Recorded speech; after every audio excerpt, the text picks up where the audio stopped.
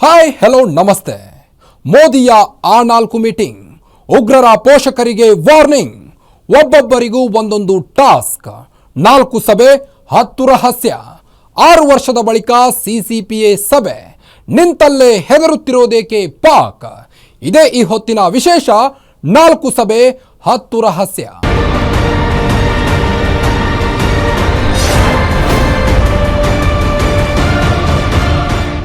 April 22ರಂದು ಪಹಲ್ಗಾಮ್ನಲ್ಲಿ ಉಗ್ರರು ದಾಳಿ ಮಾಡಿದರು. ಧರ್ಮದ ಹೆಸರು ಕನ್ಫರ್ಮ್ ಮಾಡಿಕೊಂಡು ತಲೆಮಾಸಿದ ಉಗ್ರರು ಪ್ರವಾಸಿಗರನ್ನ ಕೊಂದಿದ್ರು. ಕಲ್ಮಾ ಹೇಳಿದವರು ಉಸಿರು ಗಟ್ಟಿಯಾಗಿತ್ತು. ಹಿಂದೂ ಅಂತ ಗೊತ್ತಾದವರ ಜೀವವನ್ನ ತೆಗೆದಿದ್ರು.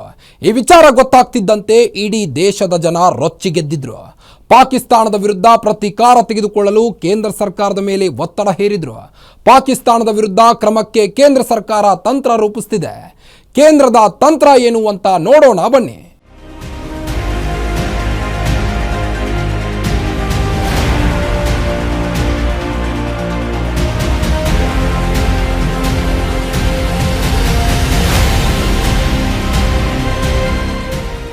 ನಾಲ್ಕು ಮೀಟಿಂಗ್, ಒಂದಲ್ಲ ಎರಡಲ್ಲ 4 ಮೀಟಿಂಗ್, ಬರೋಬ್ಬರಿ 4 ಮೀಟಿಂಗ್. ಪ್ರಧಾನಿ ಮೋದಿ ನೇತೃತ್ವದಲ್ಲಿ ನಡೆದ 4 ಮೀಟಿಂಗ್ ಇಡೀ ದೇಶದಲ್ಲಿ ಭಾರಿ ಚರ್ಚೆ ಹುಟ್ಟುಹಾಕಿದೆ. ಪಹಲ್ಗಾಂವ್ನಲ್ಲಿ ಅಮಾಯಕರ ರಕ್ತ ಹರಿಸಿದ ಉಗ್ರರ ವಿರುದ್ಧ ಯಾವ ರೀತಿಯ ಕ್ರಮ ಕೈಗೊಳ್ಳಬೇಕು ಅಂತ ಈ ಸಭೆಗಳಲ್ಲಿ ಚರ್ಚೆಯಾಗಿದೆ. ಮೊದಲಿಗೆ ಭಾರತೀಯ ಸೇನೆಯ ಮುಖ್ಯಸ್ಥರ ಸಭೆ ನಡೆಸಿದ ಬಳಿಕ ಕೇಂದ್ರ ಸಂಪುಟದ ಭದ್ರತಾ ಉಪಸಮಿತಿ ಸಭೆ ನಡೆಯಿತು.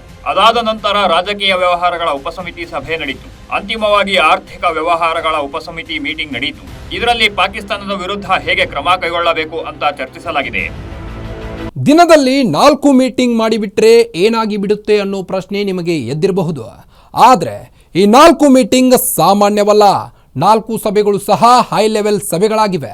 ಇದರಲ್ಲಿ ಪಾಕಿಸ್ತಾನದ ವಿರುದ್ಧ ಯಾವ ರೀತಿಯ ಕ್ರಮ ಕೈಗೊಳ್ಳಬೇಕು, ಇದರಿಂದ ಭಾರತಕ್ಕೆ ಆಗುವ ಲಾಭ ನಷ್ಟಗಳೇನು, ಸದ್ಯಕ್ಕೆ ಪಾಕಿಸ್ತಾನ ವಿರುದ್ಧ ಪ್ರತೀಕಾರಕ್ಕೆ ಭಾರತದ ಸಿದ್ಧತೆ ಹೇಗಿದೆ ಅನ್ನೋದನ್ನ ಚರ್ಚಿಸಲಾಗಿದೆ.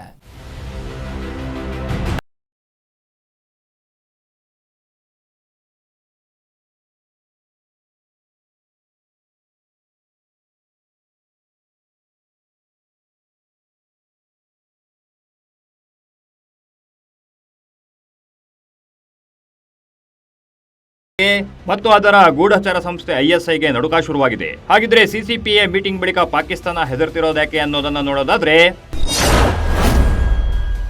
ಪ್ರಧಾನಿ ನರೇಂದ್ರ ಮೋದಿ ನಡೆಸಿದ ಸಭೆಗಳಲ್ಲಿ ಅತ್ಯಂತ ಹೈ ವೋಲ್ಟೇಜ್ ಸಭೆ ಇದಾಗಿದ್ದು, 2019ರ ಪುಲ್ವಾಮಾ ದಾಳಿ ಬಳಿಕ ಇದೇ ಮೊದಲ ಬಾರಿಗೆ ಸಿಸಿಪಿಎ ಮೀಟಿಂಗ್ ನಡೆದಿದೆ. 6 ವರ್ಷಗಳ ಹಿಂದೆ ನಡೆದಿದ್ದ ಸಿಸಿಪಿಎ ಮೀಟಿಂಗ್ ಬಳಿಕ ಭಾರತೀಯ ಸೇನೆ ಬಾಲಾಕೋಟ್ನಲ್ಲಿ ಏರ್ ಸ್ಟ್ರೈಕ್ ನಡೆಸಿತ್ತು. ಈ ಸಮಿತಿಯ ಸಭೆ ಅಪರೂಪ ಸುದ್ದಿಗೋಷ್ಠಿಯಲ್ಲಿ ಪಾಕಿಸ್ತಾನದ ವಿರುದ್ಧ ಕೇಂದ್ರ ಸರ್ಕಾರ ಏನು ಕ್ರಮ ಕೈಗೊಳ್ಳುತ್ತೆ ಅನ್ನೋದನ್ನ ಹೇಳ್ತಾರೆ ಅಂತ ತಿಳಿದಿದ್ರು. ಮೋದಿ ನಡೆಸಿದ ಮೀಟಿಂಗ್ಗಳ ಬಳಿಕ ಸುದ್ದಿಗೋಷ್ಠಿ ನಡೆಸಿದ ರೈಲ್ವೆ ಸಚಿವ ಅಶ್ವಿನಿ ವೈಷ್ಣವ್ ಪಾಕಿಸ್ತಾನದ ವಿರುದ್ಧ ಯಾವ ಕ್ರಮ ಕೈಗೊಳ್ತೀವಿ ಅಂತ ಹೇಳಿಲ್ಲ. ಬದಲಿಗೆ ಈ ಬಾರಿ ಜನಗಣತಿಯ ಜೊತೆಗೆ ಜಾತಿಗಣತಿ ನಡೆಸ್ತೀವಿ ಅಂತ ಹೇಳಿದ್ರು. ಈ ಮೂಲಕ ಪಹಲ್ಗಾಮ್ ದಾಳಿ ಬದಲು ದೇಶದಲ್ಲಿ ಜಾತಿಗಣತಿ ಚರ್ಚೆ ಆರಂಭವಾಗಲು ಕಾರಣರಾಗಿದ್ದಾರೆ.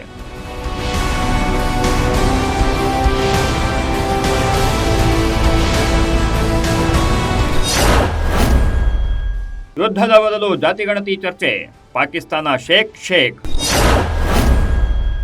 ಅಟೆನ್ಷನ್ ಡೈವರ್ಷನ್ ತಂತ್ರಕ್ಕೆ ಮೊರೆ ಹೋಯ್ತಾ ಸರ್ಕಾರ.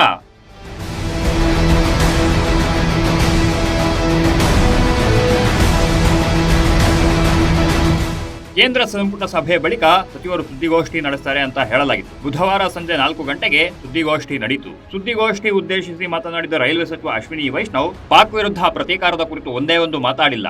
ಬದಲಿಗೆ ಈ ಬಾರಿ ಜನಗಣತಿಯ ಜೊತೆಗೆ ಜಾತಿ ಗಣತಿ ಮಾಡ್ತೀವಿ ಅಂತ ಹೇಳಿದ್ರು. ಈ ಮೂಲಕ ಇಡೀ ದೇಶದ ಗಮನ ಪಾಕ್ ವಿರುದ್ಧ ಪ್ರತೀಕಾರದ ಬದಲು ಜಾತಿ ಗಣತಿ ಕುರಿತು ಕೇಂದ್ರೀಕರಿಸುವಂತೆ ಮಾಡಿದ್ದಾರೆ. ಯಾವಾಗ ಅಶ್ವಿನಿ ವೈಷ್ಣವ್ ಪಾಕ್ ವಿರುದ್ಧ ಪ್ರತೀಕಾರದ ಬಗ್ಗೆ ಒಂದೇ ಒಂದು ಮಾತಾಡಿಲ್ಲವೋ ಅಲ್ಲಿಗೆ ಪಾಕಿಸ್ತಾನಕ್ಕೆ ಇನ್ನೂ ಹೆಚ್ಚಿನ ಆತಂಕ ಶುರುವಾಗಿದೆ.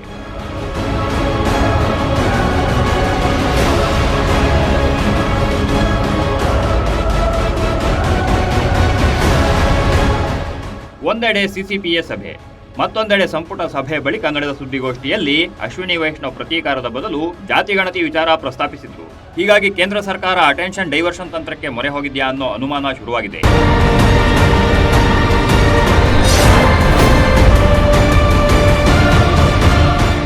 ಸಂಪುಟ ಸಭೆ ಬಳಿಕ ನಡೆದ ಸುದ್ದಿಗೋಷ್ಠಿಯಲ್ಲಿ ಅಶ್ವಿನಿ ವೈಷ್ಣವ್ ಜಾತಿ ಗಣತಿ ಬಾಂಬ್ ಸಿಡಿಸಿದ್ದಾರೆ. ಇದಕ್ಕೂ ಮೊದಲು ನಡೆದ ಆರ್ಥಿಕ ವ್ಯವಹಾರಗಳ ಸಂಪುಟ ಉಪಸಮಿತಿ ಸಭೆಯಲ್ಲಿ ಅನೇಕ ಚರ್ಚೆಗಳಾಗಿವೆ. ಒಂದು ವೇಳೆ ಹಫೀಜ್ ಸಯೀದ್, ಮಸೂದ್ ಅಜರ್ಗೆ ಐಎಸ್ಐ ಭದ್ರತೆ, ಪಾಕಿಸ್ತಾನದಲ್ಲಿರೋ ಉಗ್ರರ ನಿವಾಸಗಳಿಗೆ ಟೈಟ್ ಸೆಕ್ಯೂರಿಟಿ,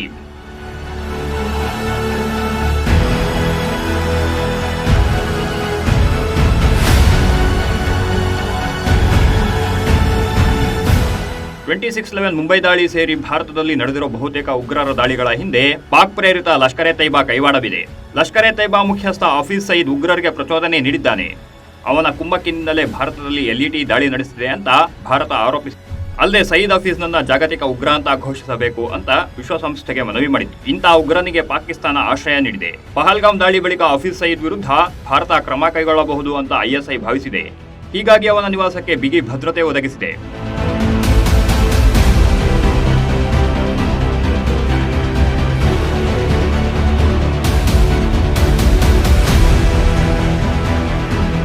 ಕೇವಲ ಹಫೀಜ್ ಸಯೀದ್ಗೆ ಮಾತ್ರವೇ ಅಲ್ಲ, ಜೈಷ್ ಎ ಮೊಹಮ್ಮದ್ ಸಂಸ್ಥಾಪಕ ಮಸೂದ್ ಅಜರ್ ನಿವಾಸಕ್ಕೂ ಪಾಕ್ ಸೇನೆ ಬಿಗಿ ಭದ್ರತೆ ಒದಗಿಸಿದೆ. ಹಫೀಜ್ ಸಯೀದ್ ಮತ್ತು ಮಸೂದ್ ಅಜರ್ ನಿವಾಸಕ್ಕೆ ಪಾಕ್ ಸೇನೆ ಭದ್ರತೆ ನೀಡುತ್ತಿರೋ ದೃಶ್ಯಾವಳಿಗಳು ಲಭ್ಯವಾಗಿವೆ.